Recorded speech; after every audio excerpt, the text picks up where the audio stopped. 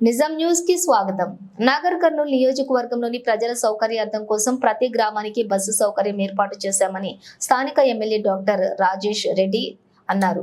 మంగళవారం ఉదయం జిల్లా కేంద్రంలోని బస్టాండ్ లో నాగర్ కర్నూలు నుండి వయా తుడుకుర్తి మీదుగా వనపర్తి వెళ్లే విధంగా ఏర్పాటు చేసిన బస్సును ఆయన ప్రారంభించారు. ఈ సందర్భంగా ఆయన మాట్లాడుతూ గతంలో అనేక రూట్లలో బస్సులను రద్దు చేయటం జరిగిందని, వాటి వివరాలను తెలుసుకుని ప్రతి గ్రామానికి మళ్లీ బస్సు సౌకర్యం కల్పించే విధంగా అధికారులతో చర్చించడం జరిగిందని తెలిపారు. తెలంగాణ రాష్ట్రం ఏర్పడిన తర్వాత ఉచితంగా బస్సు ప్రయాణం సౌకర్యం మహిళలకు కల్పించడం జరిగిందని, అదేవిధంగా 2250 బస్సులను కొత్తగా కొనుగోలు చేసేందుకు ప్రభుత్వం అన్ని చర్యలు తీసుకుని ఆదేశించడం జరిగిందని తెలిపారు. డిపో పరిధిలో ఎన్ని కొత్త బస్సులు కావాలో అధికారులను అడిగి తెలుసుకోవడం జరిగిందని అన్నారు.